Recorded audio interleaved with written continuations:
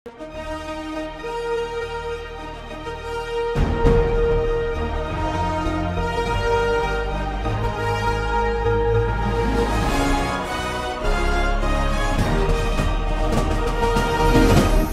பார்த்து கொண்டிருப்பது உங்கள் ஜாஷ்வா டிவி, சகல ஜனங்களுக்கும் நற்செய்தி.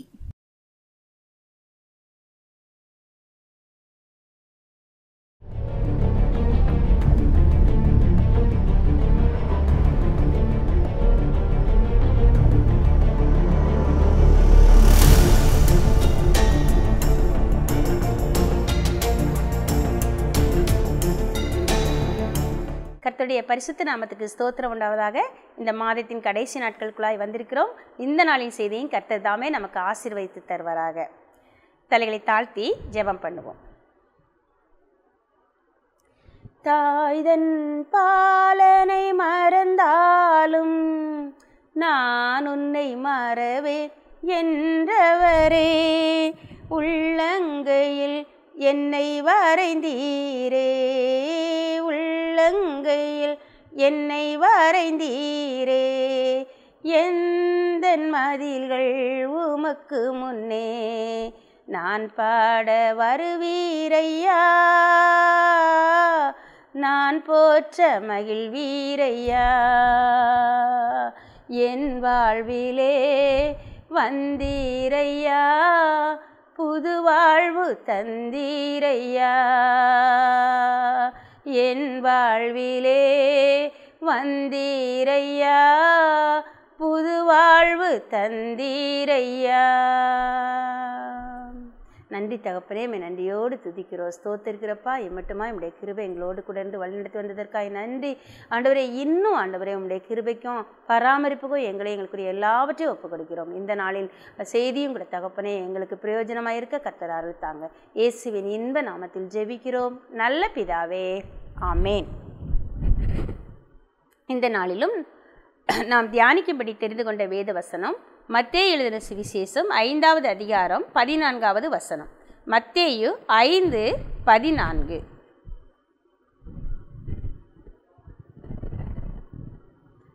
மத்தேயு 5:11-12.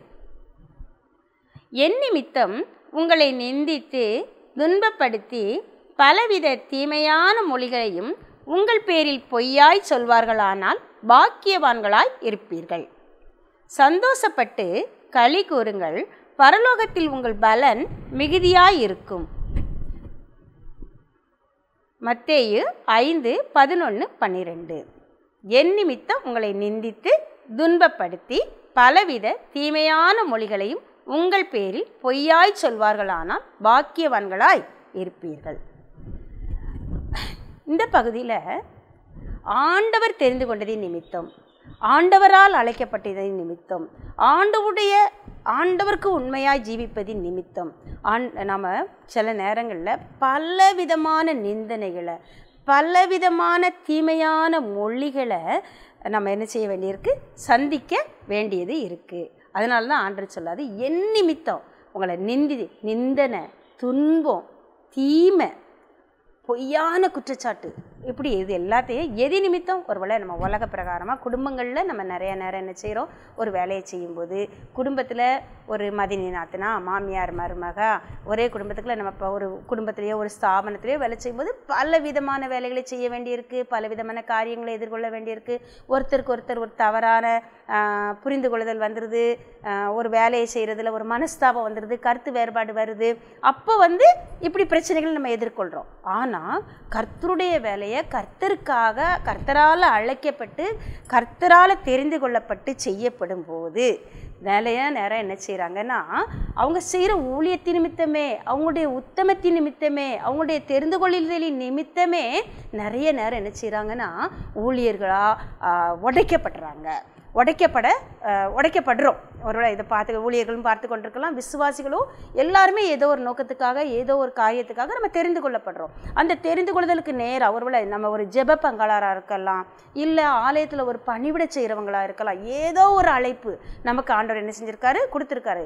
என்னைக்கு நம்ம ஆண்டவருக்குள்ளே ரட்சிக்கப்பட்டோமோ அன்னைக்கு அவருடைய அழைப்பு நமக்கு இருக்குது. அந்த அழைப்பின் நிமித்தம் நம்ம ஓடும்போது, அந்த அழைப்பின் நிமித்தம் நிறைய காரியங்களை செய்யும்போது தியாகமாக ஓட வேண்டியிருக்கும், வெள்ளக்கரையும் கொடுக்க வேண்டியிருக்கும். அப்படிலாம் செய்யும்போது கூட ஆனால் பலவிதமான தீமையான மொழிகளை, நிந்தனையை, ஒருவேளை நிந்தனை அப்படின்னு சொன்னால் அது கல்லெடுத்து எரிஞ்சு காயப்படுத்துகிற மாதிரி, அப்படிப்பட்ட காரியங்களெல்லாம் நம்ம சகிக்க தான் நியமிக்கப்பட்டிருக்கோம். அப்படி சகிச்ச யார் மூலமோ இல்லை, நம்மளுடைய நெருங்கின, ஏன்னா ஆண்டவர் சொல்கிறாரு, ஒரு மனுஷனுக்கு சத்துரு அவனுடைய வீட்டார் அப்படின்னு சொல்கிறாரு.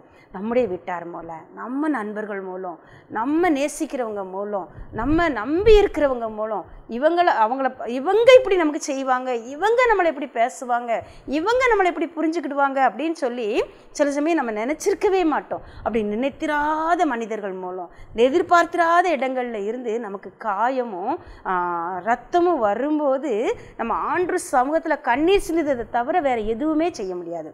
ஒருவேளை மாமியாருக்கு விரோதமாக மருமகா பேசிட்டா அப்படின்னு சொன்னால் மாமியார் மகன்கிட்ட போய் முறையிடும், இல்லை தன்னை கணவர்கிட்ட சொல்லும், நம்முடைய குடும்பத்தார்கிட்ட சொல்லும். மருமகளும் அதே போல் தன்னை கணவர்கிட்ட சொல்லலாம், தன்னுடைய குடும்பத்தார்கிட்ட சொல்லலாம். ஒரு குடும்ப பிரச்சனை, ஒரு ஸ்தாபனத்தில் பிரச்சனை அப்படின்னா தலைவன்கிட்ட போய் என்ன செய்வாங்க, சொல்லுவாங்க. ஒரு ஹெச்எம்டையோ அந்த ஸ்தாபனத்தோட தலைவர்கிட்டையோ சொல்லுவாங்க. பிள்ளைகளுக்குள்ள சண்டையா டீச்சர்கிட்ட போய் சொல்லுவாங்க.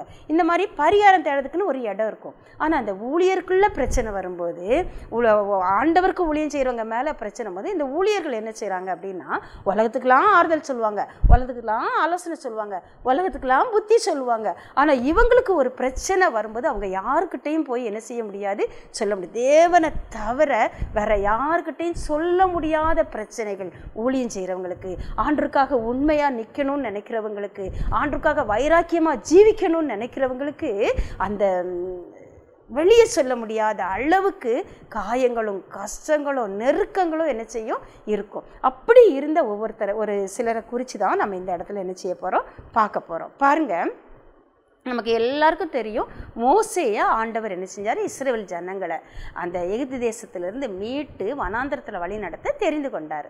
அப்படி தெரிந்து கொள்ளும்போது மோசே ஒன்றும் விரும்பிலாம் அதுக்கு வரல. ஆண்டவர் என்ன செய்கிறாரு, ஆரம்பத்தில் அவர்கிட்ட இருந்த வைராக்கியத்தில் அவர் செஞ்சார். ஆண்டவர் அந்த வைராக்கியத்தெல்லாம் உடைச்சி தூள் தூளாக நொறுக்கி ஒன்றும் இல்லாமல் ஆக்கின பிறகு அவரை கூப்பிடுறாரு. அவர் கட்டாயத்தின் பேரில் ஆண்டவர்கிட்ட என்ன செய்கிறாரு, சரி நான் வாரேங்கார். அப்போ ஆண்டவர் சொல்கிறாரு, உன் கூட இணைஞ்சு ஊழியம் செய்ய நான் உன்னோட சகோதரனை தாரேன்னு சொன்ன உடனே சகோதரன் வர்றாரு. அப்போ எகிப்திலேருந்து போகும்போது ஆண்டவர் அவருடைய குடும்பம் ஆரோனை நான் உனக்கு வாயா இருக்க சொல்றேன்னு சொல்றாரு. மிரியாம் ஒரு தீர்க்கதரிசி, அவளும் அந்த சகோதரனுக்கு மோசேக்கு ஒருவேளை வலது கையும் இடது கையும் போல் அவங்க ஊழியத்தில் நல்லா ஒத்தாசை பண்ணிட்டு வர்றாங்க. வரும்போது என்னாகமம் 12ஆம் அதிகாரத்தை எடுத்துக்கிடுவோம். என்னாகும் 12ஆம் அதிகாரம் முதல் வசனம் சொல்லுது, மோசே விவாகம் பண்ணின 12ஆம் அதிகாரம் முதல் வசனம். எத்தியோப்பியா தேசத்து ஸ்திரீயை மோசே விவாகம் பண்ணியிருந்தபடியினால் மிரியாமும் ஆரோனும் அவன் விவாகம் பண்ணின எத்தியோப்பியா தேசத்து ஸ்திரீயின் நிமித்தம் அவனுக்கு விரோதமாய் பேசி. ஒருவேளை மோசேயோட மனைவியை குறித்து, அவன் தெரிந்து கொண்ட வாழ்க்கை துணை, அவனுக்கு தெரிந்து கொண்ட வாழ்க்கை துணைன்னு சொல்கிறத விட ஆண்டவர் அவனுக்கு கொடுத்த வாழ்க்கை துணையின் நிமித்தம் அவனை என்ன செய்தாங்க, அவன்கிட்ட விரோதமாக பேசினாங்க அப்படின்றது. ஸோ அங்கே என்ன பிரச்சனை நடந்தது, எதனால் பேசுனாங்கலாம் நமக்கு தெரியாது, பட் விரோதமாக பேசுனாங்க அப்படிங்கிறது மட்டும் தெரியும். அப்போ மோசேக்கு விரோதமாக பேசுதாங்க ஒரு காரியத்தின் நிமித்தம். இப்போ இந்த காரியத்தை குறித்தா இந்த காரியம் அவங்களுக்கு பிடிக்கலை. மோசே செய்த ஒரு காரியம் அவனுக்கு பிடிக்கலை, ஆனால் தேவனுக்கு தேவனுக்கு இந்த காரியம் பிடிக்கலைன்னு சொல்லி என்ன செய்யலை, வேதத்தில் போடலை. மோசே செய்த ஒரு காரியம், இந்த இடத்துல அவனோட திருமண காரியத்தை வச்சுருக்கோம். ஆனால் ஒரு ஊழியக்காரனா தேவன் தெரிந்து கொண்ட ஒரு பாத்திரமாக மோசே செய்த ஒரு காரியம் தேவனுக்கு சித்தமான காரியம், தேவன் குற்றப்படுத்தாத காரியம், தேவன் விரோதமாக பார்க்காத ஒரு காரியத்தை அவனுடைய சொந்த சகோதரனும் சகோதரியும் என்ன செஞ்சாங்க, விரோதமாக பார்த்தாங்க. அவனை என்ன செய்கிறாங்க, அந்த விரோதமாக பார்த்து அவனுக்கு விரோதமாக முறுமுறுத்து என்ன சொல்கிறாங்க, இவன் எத்தியோப்பிய ஸ்திரியை கல்யாணம் பண்ண இவனை கொண்டே ஆண்டவர் பேசினார்னா நாங்கள் சுத்த இஸ்ரவேலர் எங்களை கொண்டு பேச மாட்டாரா அப்படின்னு சொல்லியிருந்திருக்கலாம். மேபி இது என்னோட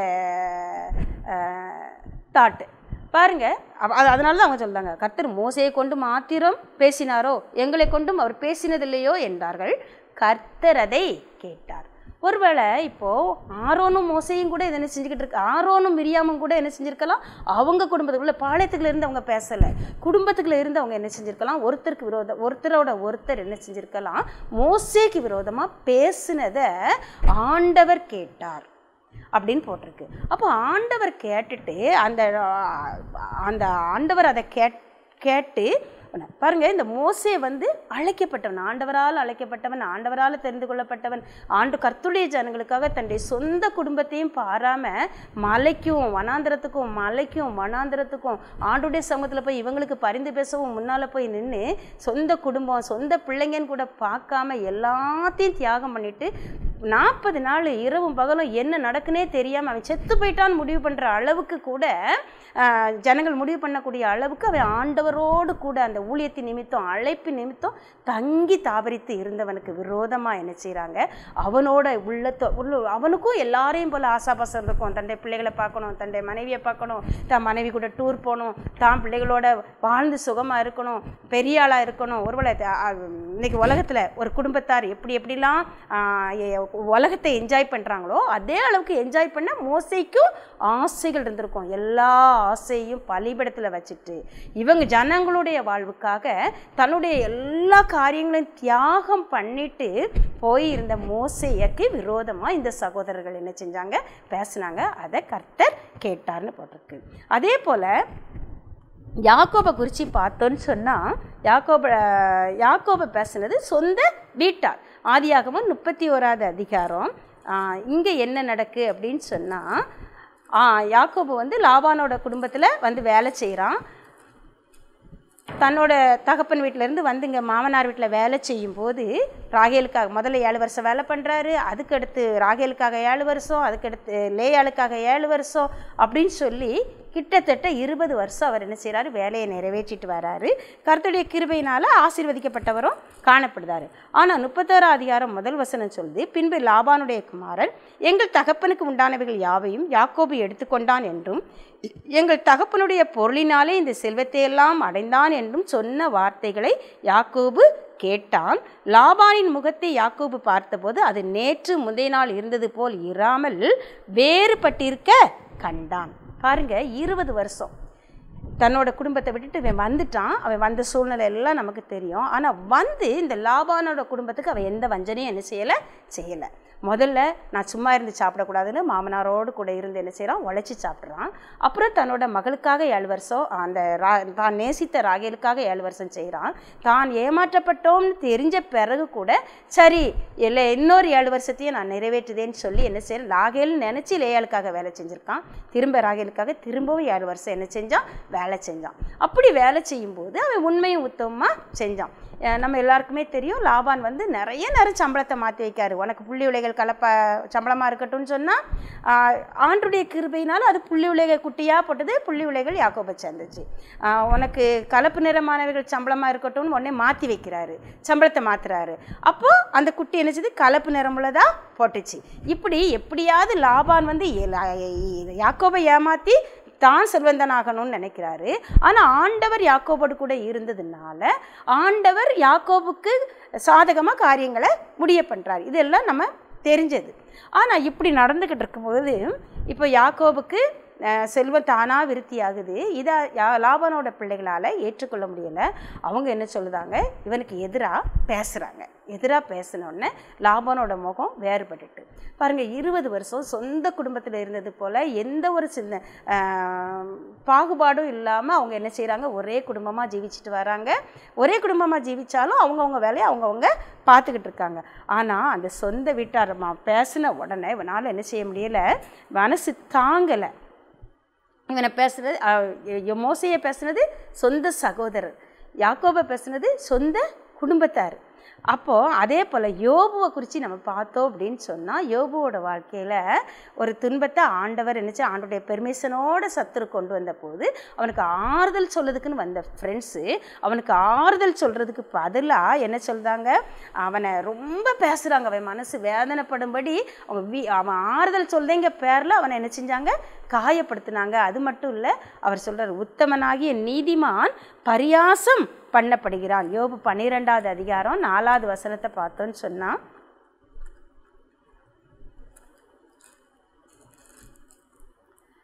என் சிநேகிதரால் நான் நிந்திக்கப்பட்டு தேவனை நோக்கி பிரார்த்திப்பேன், அவர் எனக்கு மறு உத்தரவு அருளுவார். உத்தமனாகிய நீதிமான் பரியாசம் பண்ணப்படுகிறான். எப்படிலாம் பரியாசம் பண்ணாங்கன்னா, அந்த யோபு ஒரு எடுத்து நம்ம பார்த்தோம்னா தான் தெரியும். நீர் ஒன்று நீதிமான் நினச்சிக்கிட்டு இருக்கிறோ, அப்படி நினச்சிக்கிட்டு இருக்கிறோ, இப்படி நினச்சிக்கிட்டு இருக்கிறோ, நீ அதெல்லாம் பண்ணினியரு, அதனால தான் உனக்கு இந்த பிரச்சனை வந்துச்சின்னு சொல்லி நிறையா அவர் மேலே என்ன செய்கிறாங்க, குற்றங்களை அடுக்கி அடுக்கி அடுக்கி வைக்காங்க, அவரை பேச விடாமல். அவரே நொந்து நூலாக போய் இருக்கும்போது, அப்போ அதெல்லாம் பண்ணீங்க, இதெல்லாம் பண்ணீங்க, அப்படிலாம் பண்ணீங்கன்னு சொல்லி அவங்க ஆலோசனை கூட சொல்லலை. அவரை என்ன செஞ்சாங்க, ஆறுதல் சொல்கிறீங்க பேரில் குற்றப்படுத்தினாங்க. அப்போ குற்றப்படுத்தினோன்னு அவர் என்ன பண்ணார் அப்படின்னு சொன்னால், அவன் உத்தமனாகிய நீதிமான் பரியாசம் பண்ணப்படுகிறான், என் கண் தேவனை நோக்கி கண்ணீர் சொரிகிறது அப்படின்னு சொல்லப்பட்டிருக்கோம். அப்போ அந்த அளவுக்கு என்ன செய்கிறாரு, ஆண்டவரை நோக்கி பார்க்காரு. இவர் யோபு குற்றப்படுத்தப்படுது டியரஸ்ட் ஃப்ரெண்ட்ஸால். யாரால் அவர் நிந்திக்கப்பட்டாருன்னா, அவர் யார் நமக்கு ஆறுதலாக இருப்பாங்க, நம்ம கூடவே இருப்பாங்கன்னு நினச்சாங்களோ அதே ஃப்ரெண்ட்ஸ் என்ன செஞ்சாங்க, அவரை நிந்திச்சு அவமானப்படுத்தின மாதிரி செஞ்சிட்டாங்க. அதனால தான் அவர் என்ன பண்ணுறாரு, ஆண்டவரை நோக்கி பரியாசம் பண்ணுதாங்கன்னு சொல்கிறாரு. என்னை பார்த்து அவங்க பரியாசம் பண்ணுதாங்க அப்படின்னு சொல்லி ஆண்டுகிட்ட சொல்கிறாரு. யாக்கோபு, நான் உண்மையாக உழைச்சினேன்னு அந்த 20 வருஷ காலம் நான் வெயிலும் குளிரும் என்ன செஞ்சுது, பட்சித்தது. அப்போது அந்த வெயிலும் குளிரும் பட்சித்தாலும் தன்னுடைய பிரயாசத்தை விடாமல் ஆண்டவர்கிட்ட கேட்டு கேட்டு கேட்டு அந்த அவர் உழைக்காமல் இருந்தால் ஆடு என்ன செஞ்சுருக்காது, குட்டி போட்டிருக்காது. அந்த ஆடுகளை நல்ல பலசாலியாக திலசாலியாக அதை மேய்க்க வேண்டிய நேரத்தில் மேய்ச்சி, மடக்க வேண்டிய நேரத்தில் மடக்கி, தண்ணீர் காட்ட வேண்டிய நேரத்தில் தண்ணீர் காட்டி, அதை சரியாக தன்னோட பொறுப்பில் அவர் என்ன செஞ்சார், உண்மையாக இருந்தார். பாருங்கள், இயன்ற மட்டும் நான் உங்கள் தகப்பனுக்கு நான் என்னால் இயன்ற மட்டும் ஊழியம் செஞ்சேன் அப்படின்னு சொல்கிறாரு. ஏனோ தானோன்னு அந்த வேலையை செய்யலை, உண்மையாக உத்தமமாக தன்னோட பொறுப்பை அவர் நிறைவேற்றினார். அதை ஆண்டவர் பார்த்துட்டு இருந்தார். ஆனால் இந்த யோபோட வாழ்க்கையில் பார்த்துன்னு சொன்னால், இது சகோதரர்லாம் குற்றப்படுத்துதாங்க.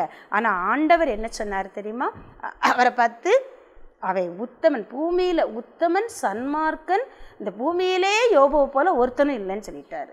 அப்படின்னா என்னென்னா, பூமியில் ஒருவேளை அந்த காலத்தில் எவ்வளோ மனுஷர், 1 கோடி மனுஷர் வாழ்ந்திருந்தாங்க அப்படின்னா கூட அந்த கோடியில் ஒருத்தனா அவர் ஒரு தனித்துவமான ஜீவி என்ன செஞ்சார், செய்துக்கிட்டு இருந்தார்.